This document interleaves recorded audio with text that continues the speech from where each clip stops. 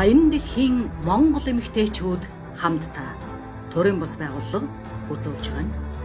1921-с 2021 он Монгол улсын 100 жилийн түүхэн хөгжилд үнэтэй хоньмор оруулж үе үеийн манлайлал болсон эмэгтэйчүүд.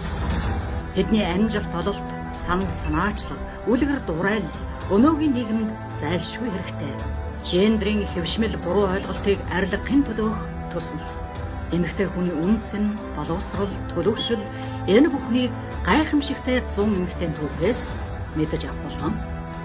Түүхэн гавьяа, алдар нэр, домог мэт яригдах суу бийг.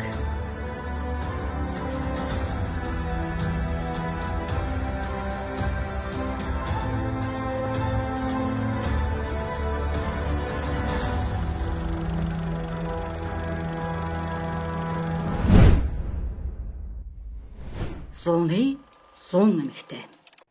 Сайн байцгаана уу?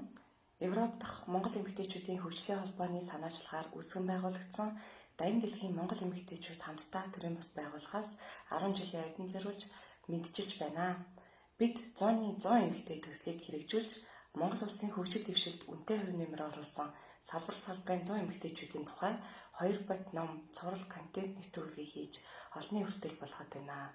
Мөн Wiki for Women платформд Монгол эмэгтэйчүүдийн түүхийг Орос, Англи хэлний орчуулан хөрвүүлж дэлхийд дахина сурталчилан таниулах ажлыг зохион байгуулж байна.